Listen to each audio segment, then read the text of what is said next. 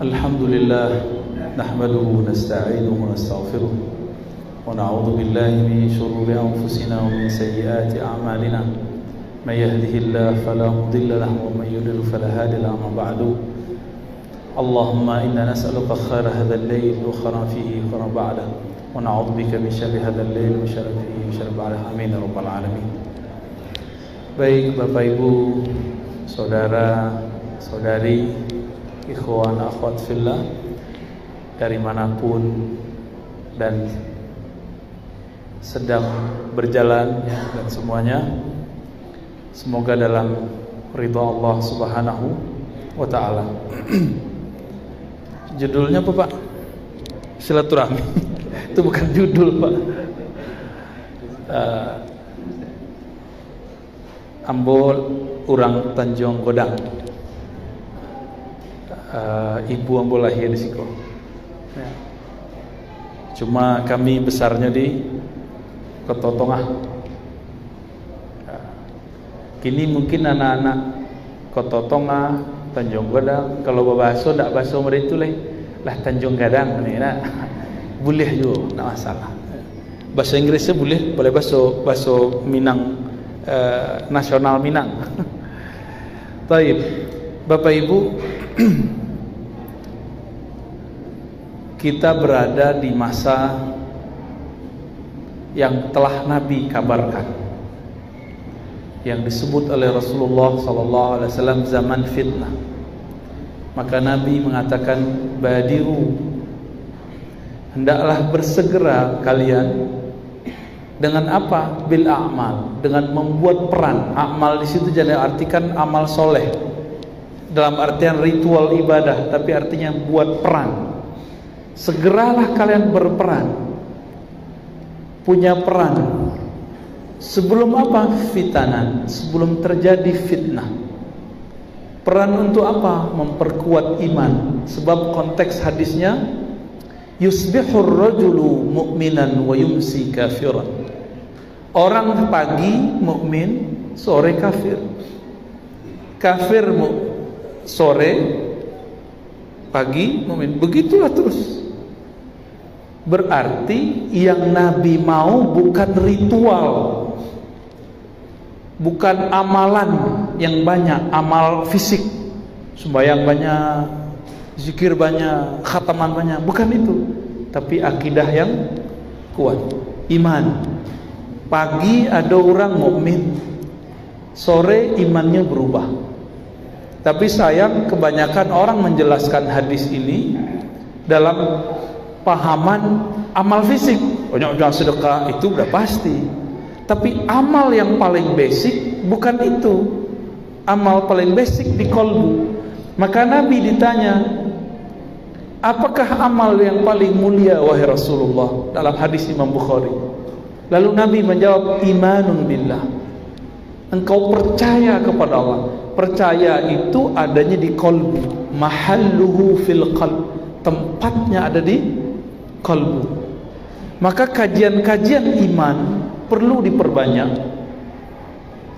Kajian iman itu beda dengan kajian tauhid dalam versi bahasa orang hari ini. Sebab hari ini orang kajian tauhid isinya nyalah-nyalahin orang. Itu bukan tauhid, itu cari lawan namanya. Kajian cari lawan. Aku ada pendekar yang bisa berlawan siko. Buya Mudo Habib. Jadi orang kini kajian tauhid nyoloh-nyolohin, menyesat-nyesatkan orang. Itu bukan kajian iman. Iman itu ada di kolbu. Kolbunya menjadi sehat. Kolbu yang sehat itu ketika dia bisa merasakan keindahan nama-nama Allah dan cinta kepada hamba-hamba Allah. Maka ketika ada orang mengklaim kajian tauhid tapi dia kemudian memusyrikkan orang tuanya, memusyrikkan guru-gurunya dan menganggap sesat orang-orang yang berbeda dengannya, itu bukan kajian iman. Itu tauhid takfiri atau tabdi'i, tauhid pengkafiran atau pembid'ahan. Kini banyak, ya nak? Kajian iman itu dalam sebuah riwayat seorang sahabat Muaz bin Jabal bertemu seorang sahabat, bahkan beliau sendiri yang mengajak. Apa kata beliau? Ta'al nu'min sa'atan. Jadi dia ajak mereka, ayo kita beriman sesaat. Apa yang mereka lakukan? Ngaji ma'rifat, mengenal Allah, sifat-sifat Allah, kemudian memasukkan nama-nama Allah dari lisan ke dalam qalbu. Maka mereka bisa duduk berjam-jam itu menyebut nama Allah. Nu'min sa'atan. Maka nu'min di situ amal qalbu. Tapi sayang hari ini kata iman, kata tauhid sudah disalahartikan. Kalau kajian iman hari ini nyalahin orang belajar sifat 20, ya, Allah wujud, qidam, baqa, mukhalafatu, itu sekarang dianggap salah. Akhirnya kajian tauhid bukanlah mentauhidkan Allah, tapi cari lawan kepada hamba Allah. Dan apa yang paling menyedihkan, kita mengatakan, oh kamu, ente mau coba mengkafirkan, menyalahkan orang-orang tua-tua dahulu. Mereka keluarkan satu ayat, wa idza qila lahum ittabi'u ma anzalallah, jika engkau berkata kepada mereka ikutilah apa yang Allah turunkan, mereka menjawab, kami mengikuti apa-apa yang dilakukan pendahulu kami. Itu ayat ada di surah Al-Baqarah, dan yang semakna dengan ayat itu ada dalam surah Luqman. Ayat itu bukan untuk menyalahkan orang beda faham, sebab ayat itu turun akidah Asy'ariyah tidak ada di situ namanya Asy'ariyah. Akidah bersifat 20 namanya, ya. Jadi dek kawan, ayat itu kami mengikuti orang tua-tua kami, lalu dibantah di ayat itu, ya. Jadi ayat itu melarang mengikuti orang tua-tua. Orang tua di ayat itu orang tua di Mekah. Orang tua dulu di Mekah, mereka sembah Allah atau sembah berhala? Sembah berhala. Dek kawan, diambilnya ayat itu untuk menyerang orang tarekat sufi karena masalah robitoh, mengenang guru, mengingat jasa guru sebelum zikir. Tidak nyambung. Itu adalah pemalsuan makna ayat, dan itu berbahaya. Itulah yang Nabi katakan dalam hadis Imam Tirmizi, ya, orang yang man qala atau man fassara al-Quran bi ra'yihi, siapa yang mentafsirkan Quran dengan akal-akalan dia, dengan pemahaman hawa nafsunya, falyatabawwa maq'adahu minan nar, siap-siap tempat duduknya di neraka. Ayat untuk orang kafir, untuk orang musyrik, dialamatkan kepada orang yang beda faham. Sah nggak tuh? Boleh nggak tuh? Katanya kajian tauhid. Nah itu banyak Pak hari ini. Nah, semoga masjid kita, lingkungan kita bisa bertahan. Jangan diam Pak, para buya, para ustadz, masyayikh, tolong jangan diam. Gak usah takut. Oh nanti jamaah kita sepi. Emang mereka banyak? Ya, Buya Habib, enggak juga kok. Yang paling sedih, ada kawan ahlu sunnah buat majelis ahlu sunnah, ada satu yang beda faham, yang dia hargai yang satu itu, yang lain dia sakiti. Yang karena yang satu ini si tauhid yang tadi, yang lain dia hantam, padahal yang lain itulah yang sebenarnya mencintai dia. Bapak Ibu, dulu di Tanjung Godang ada guru kita, orang tua kita, Datuk Ongguang, ya. Kami dulu ngaji kitab di surau, surat apa sih? Surat Tanjung, Tanjung. Dulu kami setiap hari Jumat pura-pura permisi, Bu, permisi Bu, dari sekolah di mana? Tidak balik-balik ya. Sehari Jumat jam 8 paling 10, paling cuma 2 jam. Kama turun ke surau, orang sedang mengaji hikam I'anatul Talibin, Ihya Ulumuddin. Ajib kita. Kini tidak ada lah, Buya Nu'man sudah sepuh udah 80-an umurnya, mungkin sudah 85 kali ya. Tadi kami ke tarbiyah beliau, ke kepala madrasah tarbiyah Kota Panjang. Jadi beberapa hari ini Bapak Ibu sebagai tahadus menceritakan nikmat Allah, karena Allah mengatakan adapun nikmat Allah fahadits, ceritakan, akhir surat Duha. Kami membuat kajian kitab berbahasa Arab untuk para guru dan santri-santri senior di madrasah tarbiyah Pasya Agam. Jadi kalau dari Canduang terus masuk ke dalam Pasya, mungkin ada yang berasal dari Agam, faham maksud apa. Datang situ udah kayak saudara ya, alhamdulillah dengan mereka, walaupun kami bukan tamatan situ, alhamdulillah. Jadi kadang-kadang saudara itu bukan orang nan alma mater Jawa, kadang-kadang orang yang sekaji Jawa ya. Di hari kedua dan ketiga kami menyebutkan silsilah keilmuan ulama di Minangkabau, khususnya Agam, Kabupaten Kota, Payakumbuh, Lintau ya, Tanah Datar dan sekitarnya. Dan mereka kaget, mereka merasa senang, karena selama ini kawan-kawan itu menganggap ajaran yang suka membid'ah-bid'ahkan ini yang diserangkan MTI, Madrasah Tarbiyah Islamiyah, karena benteng Ahlus Sunnah. Jadi Bapak Ibu kami kasih tahu, benteng Ahlus Sunnah itu bukan di YouTube. Di mana bentengnya? Di Madrasah Tarbiyah Islamiyah. Di ujung jalan ku ada Tarbiyah Pekan Senayan, tapi tidak tahu lay jalan dah. Kan layak mutu layah ya lah. Semoga tidak ya. Kewajiban antum kau buya. Ya. Ada pendekar Ahlus Sunnah sih kau berdua. Nah, nanti bisa ngebuya Habib.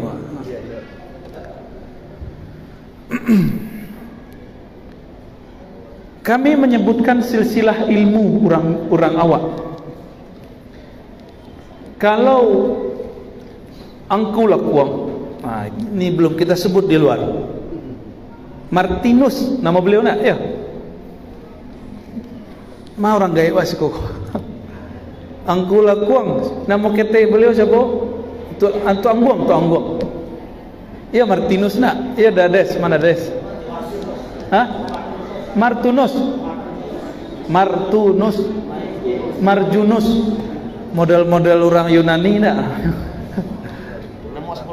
Ashabul Kahfi, Marjunus. Bahasa kayak Suryaniah ya. Syekh Marjunus Datu Angguang. Beliau itu ngaji dulu di mana? Di Madrasah Tarbiyah Islamiyah Tiaka. Lea dojo madrasah tu. Le memakai tradisi tarbiyah atau sudah jadi modern? Sudah jadi modern ya? Oh sudah jadi MDS. Tapi masih aduh. Ya syukurlah, alhamdulillah. Walaupun kajian Ahlus Sunnahnya sudah jadi Latin ya. Beliau berguru kepada Syekh di situ, Syekh Ibrahim Harun. Syekh Ibrahim Harun, ada kuburannya di situ. Nah, nanti silakan di cross check Buya Habib ya. Syekh Ibrahim Harun belajar ke orang Limbukan. Ya, ada surau di Limbukan tuh, asitunya berguru. Saya tahu namanya Buya. Syekh Imran apa siapa namanya? Syekh Toha apa Syekh Imran lupa. Syekh Toha apa Toha Imran? Syekh Toha. Dulu kami sering buat di situ pesantren kilat, masa-masa masih sanawiyah, aliyah, itu sering buat pesantren kilat untuk kawan-kawan. Ketika masuk ke ruang merbot ya, garin, di situ terlihat banyak kitab, tapi sudah banyak yang dicuri dan dirusak orang. Berarti dulu sang imam, sang guru di situ emang ahli kitab. Mereka dulu bersama-sama ngaji ke Mekah. bersama Syekh Abdul Wahid As-Solihi ngaji di Mekah. Bertemulah dengan Syekh Umar Bajunaid, Syekh Ahmad Khatib, orang awak tapi jadi mufti di Mekah, orang kota tua agam. Bertemulah dengan Syekh Hasan Ibn Sa'id Yamani dan ayahnya Sa'id Yamani. Bertemu dengan masyayikh yang luar biasa. Dan mereka berguru, pulang-pulang buat madrasah tarbiyah di negeri kita. Jadi kami membacakan silsilah ilmu. Silsilah ilmu mereka sama seperti yang ada di madrasah tarbiyah Kota Panjang, sama ona. Misalnya kita ambil Syekh Mukhtar. Syekh Mukhtar itu mengambil dari Syekh Abdul Wahid Solihi, Tobek Godang, itu namanya MTI Tobek Godang. Insyaallah kami isu ziarah ke situ, ya, insyaallah. Tadi kami ziarah ke Syekh Mukhtar Angkulakuang. Awak ndak niat manga ziarah sih, kira disambut lo tajo tari piriang banyak, piriang isi bakwan.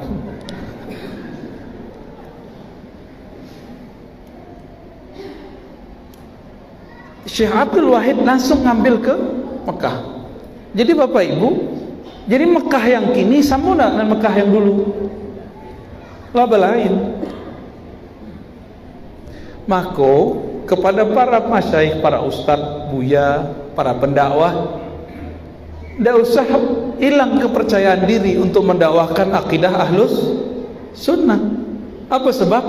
Silsilah ilmu kita itu bersambung kepada ulama-ulama di Mekah, ulama-ulama di Mesir, ulama-ulama di Yaman, ulama-ulama di Suriah, bersambung.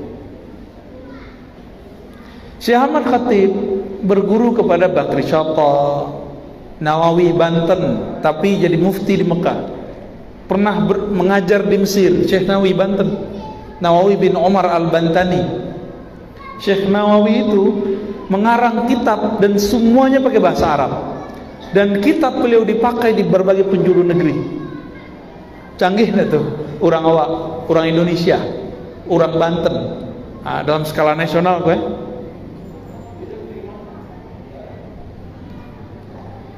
Jadi Bapak Ibu, kalau orang kemudian menyalahkan kaji awak, maka sebutkan, oh kami dulu kaji kami ngikuti Datuk Ongguang. Datuk Ongguang itu berguru kepada Syekh Ibrahim Harun. Syekh Ibrahim Harun kepada Buya Dilimbukan, Syekh Taha bersambung dengan Syekh Abdul Wahid Solihi kepada ulama Mekah, Syekh Ahmad Khatib dan lain-lain. Itu jawabnya. Tanya balik kayaknya, masih silahku. Yang paling lucu, mengijazahkan Al-Quran lalu membid'ahkan orang-orang sufi, tarekat Naqsyabandiyah, akidah Asy'ariyah, tapi kita cek sanad Qur'annya kepada ulama itu. Semua sanad Qur'an sekarang hampir yang masyhur ya terkumpul kepada Imam Zakaria Al-Ansari, dan itu seorang sufi bermazhab Syafi'i, akidah Asy'ari. Kalau dia mengatakan Asy'ariyah sesat, berarti silsilah Qur'annya batal, sanad Qur'annya batal. Jadi Bapak Ibu, ingin menyegarkan semangat kita beragama, jadi zikir-zikir mau yang kita lakukan setiap ada sholat, ya, kunut subuh, walaupun di Mekah saat ini tidak berkunut, tapi kunut itu dibawa dari sono, ya.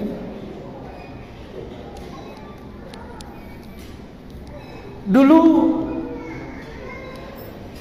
di terminal ada surau Syekh Muhammad Zahid yang disebut surau Usang.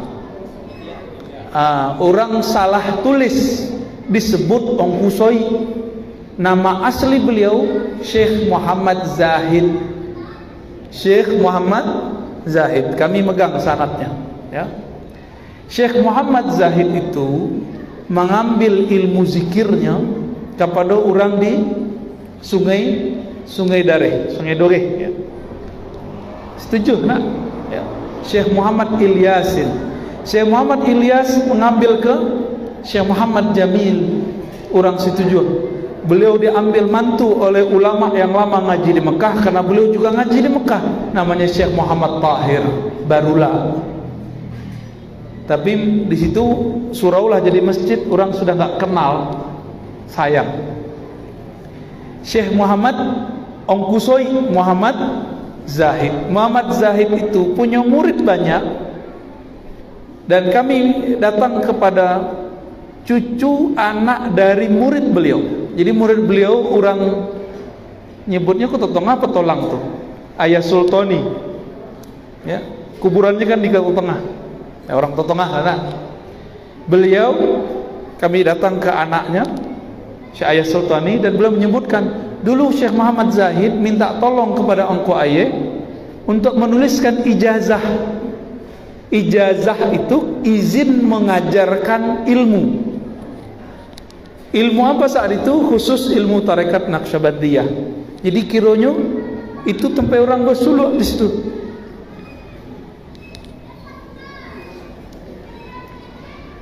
Syekh Muhammad Zahid itu punya murid, ada namanya Syekh Junaid, ya. Itu di belakang masjid Pancasila itu loh. Istiqomah, ya. Pancasila lo namanya.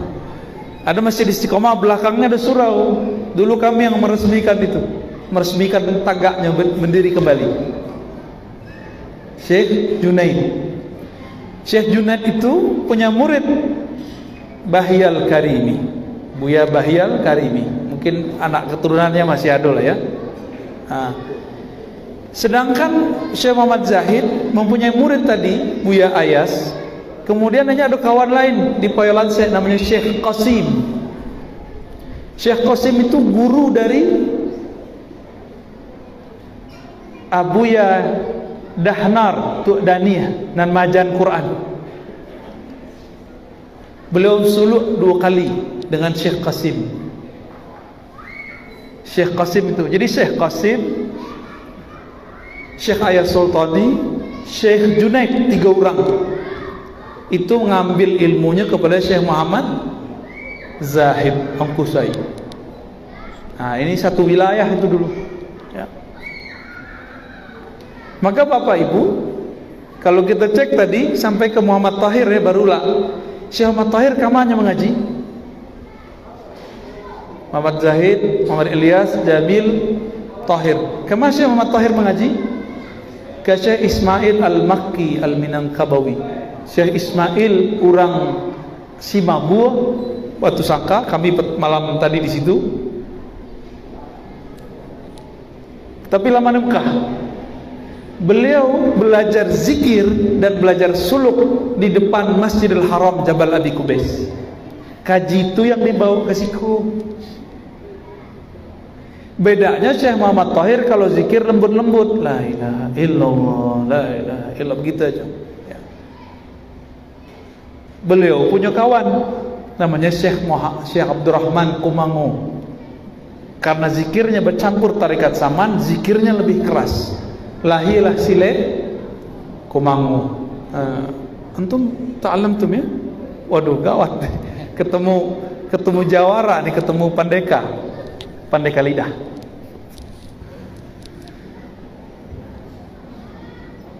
Jadi silat Kumangu itu Bapak Ibu, itu bukan silat biasa, itu silat yang diolah dari zikrullah. Maka adik-adik kami sarankan kalau belajar silat yang begitu. Jangan silat-silat yang kosong, ya, belajar zikir. Jadi bisa merasakan Allah Ta'ala dalam gerak. Nah, itu kan dahsyat tuh. Ya, syukuran. Kini kan lebih rami karate, ya nak? Kami dulu karate, ya. Lebih rami taekwondo, tidak masalah. Cuma ambil ilmu yang dari buya-buya gitu. Nah, Bapak Ibu yang bukan Allah, kami dulu bertanya kepada Datuk Angbong. Tuh, dulu di mana sekolah tuh? Ambo di Tarbiyah Tiaka. Tapi apa yang paling menarik? Beliau mengatakan setelah kelas 7 itu orang wajib bersuluk. Itu nggak bisa diangkat ini, ya. Nggak bisa, ya. Udah susah. Cuma di Batu Basure, di Kampar, cucu dari Syekh Abdul Ghani masih begitu, tapi suluhnya bukan 40 hari, 10 hari, 10 hari. Jadi murid tarbiyah dianjurkan, bukan diwajibkan, untuk beriktikaf di surau setiap selesai belajar kitab kuning, kitab Arab. Jadi Bapak Ibu yang makan Allah, kami hanya ingin menyampaikan kenangan-kenangan indah itu jangan kemudian cuma diceritakan, tapi kita bangkitkan semangat itu kembali dan ambil ilmunya dari ahlinya kembali. Jadi kami berharap nanti tarbiyah Islamiyah itu ramai kembali, ya, amin ya rabbal alamin. Terakhir sebelum sembahyang, nanti sudah sembahyang ada tanya jawab. Ada tanya jawab.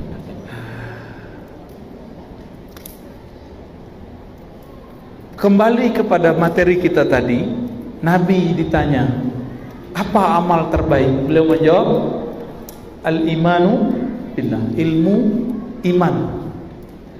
Iman itu mahalluha fil qalb, tempatnya ada di kolbu. Di kolbu. Nah, pertanyaan, kolbu itu apa? Hati jantung, hati liver, atau otak? Nah, kedokteran dan psikolog tuh debat tuh. Tapi Imam Ghazali dan para imam-imam terdahulu tidak pernah berdebat. Nggak pernah berdebat. Kolbu itu dibagi dua istilahnya. Ada kolbu yang zahir, namanya kolbu sanubari, banamulah jantung. Beberapa aliran kebatinan salah kaji, keliru. Dikira gerak jantung itu gerak kalimah Allah, bukan. Sehingga mohon maaf, beberapa kajian-kajian kebatinan kalau ingin putuh kaji, bedah ayam sedang hidup, diambil jantung, dia lihat jantungnya, itu zolim. Kalau mau gorok dulu, ya. Kalau kini kan nggak perlu begitu, ya. Di handphone tuh ada jantung yang bergerak-gerak, emoticon namanya, tinggal tunjukkan aneh. Kalau mau ingin menunjukkan jantung, sayangnya yang begitu disebut tasawuf, padahal itu bukan tasawuf, itu kezaliman. Tolong diluruskan buya-buya, dan kami yakin sumber kajian ilmu itu nggak seperti itu mengajarkan. Ya, itu kolbu jantung. Ada kolbu yang kedua, itu kolbu nurani, kolbu yang bercahaya. Jadi bahasa awak hati nurani. Jangan salah, ada hati nurani, ada hati sanubari. Inna Allah yanzuru ila qulubikum. Ketika disebut di dalam hadis Allah memandang ke kalbu engkau, itu maksudnya adalah kalbu yang bercahaya, bukan jantung. Tapi si kalbu nurani itu sangat berkaitan dengan si jantung. Makanya ketika seorang yang jatuh hati kepada kekasihnya, memandang kekasihnya, hatinya jatuh, jantungnya berdebar. Nah, disitulah hubungan erat antara hati nurani dan hati sanubari, hati jantung. Berdasarkan itulah penutup kaji. Jadi penutup kaji dari Imam Sanusi, ambo agih kini, walaupun kita nak ngaji kitab itu, langsung saja kaji kesudahannya. Apa kata beliau? Kitab tebal-tebal ditulis membahas iman, puncaknya adalah la ilaha illallah. Puncaknya la ilaha illallah. Maka semakin faham seseorang makna la ilaha illallah, semakin tenang kalbunya. Jadi kalbu tu dia gena jabatan tingginya tidak tenang, malah tambah terancamnya. Cobalah yang dapat jabatan. Raso-raso kalau punya oto baru senang hati, Pak. Cobalah punya oto baru, parkir kegores ketek, le senang hati. Tidak. Awak sedang asik-asik, tiba-tiba ada orang yang nyalip. Baras hati, oto buruk menyalip awak. Kiranya awak punya oto rancak nak membahagiakan hati. Kalau bini rancak itu lain cerita ya. Itu puya salah nak cerita tu. Jadi di mana kolbu itu bahagia? Kolbu itu bahagia kalau si kolbu mendapatkan apa yang menjadi makanannya hari-harian. Kalau lidah dage batu le bisa. Lidah dage bensin lah nemu. Kalau bensin cocoknya untuk apa? Makanan loto. Ya, makanan Honda. Ya tak? Kalau telingu bisa enggak telingu dage rondang? Enggak. Mato bisa enggak mato diagih minyak parfum semprot harumlah mato aste. Jangan salah letak, jangan salah dalam menempatkan kebahagiaan diri. Diri itu terbagi-bagi zahir anggota. Kalau mata senangnya memandang yang indah, telinga senangnya mendengar yang merdu, lisan lidah sariuran lama, maka kolbu itu dia hanya punya satu selera. Kolbu itu kelezatan makanannya cuma satu, yaitu memandang kepada yang punya nama, atau merasakan hadirnya punya nama, atau menyebut nama Allah di dalam kolbu. Itu saja. Jadi Bapak Ibu, tinggi benar kaji awak, profesor doktor nawak nanti, tingginya jabatan awak, tidak akan bahagia kalau di kolbu tidak ada nama Allah. Satu kisah yang sering kami sebutkan, satu kali ada seorang disidang di hari kiamat.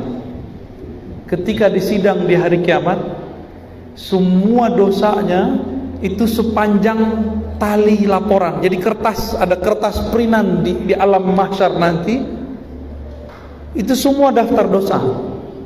Sepanjang mata memandang, sepanjang itulah dosanya. Akhirnya malaikat azab kemudian langsung mengambilnya dan ingin membawanya masuk neraka. Hadis ini ada di Imam Tirmizi dan di Imam Baihaqi dan hadisnya sahih. Lalu Allah berfirman, "Hei, tunggu dulu malaikat. Ada satu hal yang tertinggal darimu.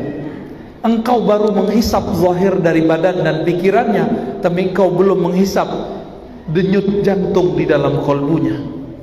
Sebab denyut jantung itu berkaitan dengan kolbu yang bercahaya. Maka bedahlah kolbunya." Dibedahlah oleh malaikat.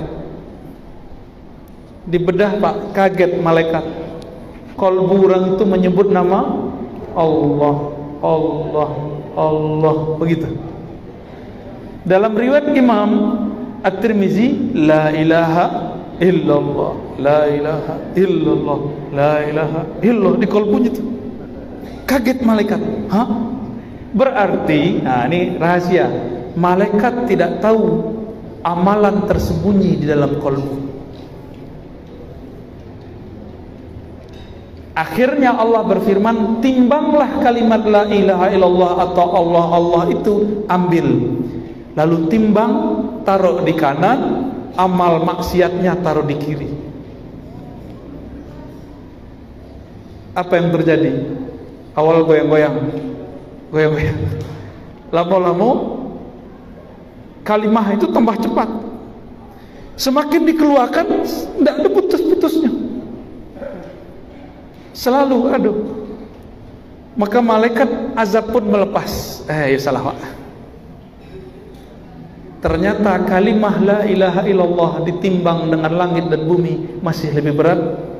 La ilaha illallah. Itulah Nabi Musa bertanya, ya Allah, hadis sahih, khususkanlah aku dengan satu zikir. Apa kata Allah? Qul la ilaha illallah. Hai Musa, bacalah la ilaha illallah. Apa kata Nabi Musa? Ya Allah, kalau la ilaha illallah sudah banyak hambamu yang mau punya, sudah banyak hambamu yang tahu. Ya banyak yang tahu la ilaha illallah. Tapi la ilaha illallah buya, kau lain jo la ilaha illallah Bapak Ibu. Lain Pak. Sebab Allah kemudian berfirman, ikut la ilaha illallah, kalau ditimbang dengan langit dan bumi itu lebih berat la ilaha illallah. Nabi Musa ditalkin langsung oleh Allah. Apa ditalkin? Dibimbing langsung membaca oleh Allah. Nah, itu yang bedain Buya aku juga Bapak Ibu. Beliau dapat bimbingan dari gurunya, dapat bimbingan beberapa orang, dibimbing membaca la ilaha illallah dengan lisan dan dengan kalbu pikiran, sehingga menyatu. Lidah menyebut, kalbu pun menyebut, pikiran pun mengikut. Terjadilah getaran-getaran di situ. Ditimbang getaran itu lebih berat dari semua dosanya. Maka Allah berkata ke Musa, "Hai Musa, kalimat ini jangan main-main. Engkau timbang dengan langit dan bumi, itu lebih berat." Jadi Bapak Ibu, di mana bumi yang paling bagus cahayanya, yaitu tempat yang di atas itu banyak orang baca la ilaha illallah. Tapi kini ada orang setiap wak banyak menyebut la ilaha, kecil gilo wak orang. Ya Bu ya. Jadi Buya aku dulu sebegini masih enggak Bu ya? Khataman la ilaha masih jalan. Tahlil masih. Ya sahabat kita lah wafat duluan ya. Tuanku Mali Putih ya. Beliau lagi tahlil mencontohkan la ilaha illallah yang bagus kepada jamaah, langsung lewat, langsung Allah cabut dalam waktu yang indah. Coba bayang deh Bapak Ibu, ada Buya siko nak lah amodeliko cara baca la ilaha illallah Bapak Ibu, ditunjuknya dari beliau la ilaha illallah, langsung jatuh. Indah lah tuh, indah. Lain muah wafat dalam keadaan begitu. Ambil ilmunya dari ahlinya, fahamnya ada di buya-buya ahli kitab kuning, cara membacanya ada di orang-orang tarekat. Silakan diamalkan, cari mereka, cari yang cocok jawab, tidak cocok jangan dibasuh ya. Jika Nabi Musa zikir tertingginya la ilaha illallah, maka Nabi Muhammad pun mengulang afdalul dzikri la ilaha illallah. Zikir yang paling mantap itu, paling lezat itu la ilaha illallah. Zikir paling berat masuk ke kalbu itu jadi berat.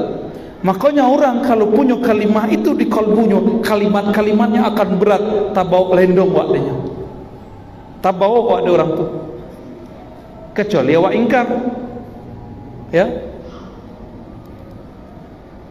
Lahazan bang, labang, insyaallah, undur, wih tinggi kaji dades gini, beko dah tak selesai lah dah.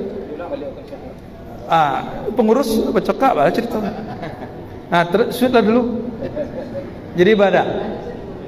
Lanjut sedulu. Anda nanti wak komat saja. Komat, ya. Waduh, selama jemaah kurang sehat badannya. Jadi pulang kendaraannya sampai ke dalam gigi belakang. Makanya. Dia selama jemaah kurang sehat badannya. Ini nyekap pulang. Anak pulang ini acara ada masih sakit. Masih sakit. Kemudian tambah di sini airnya. Kita tutup dulu ya. Sallallahu alaihi wasallam. Assalamualaikum warahmatullahi wabarakatuh.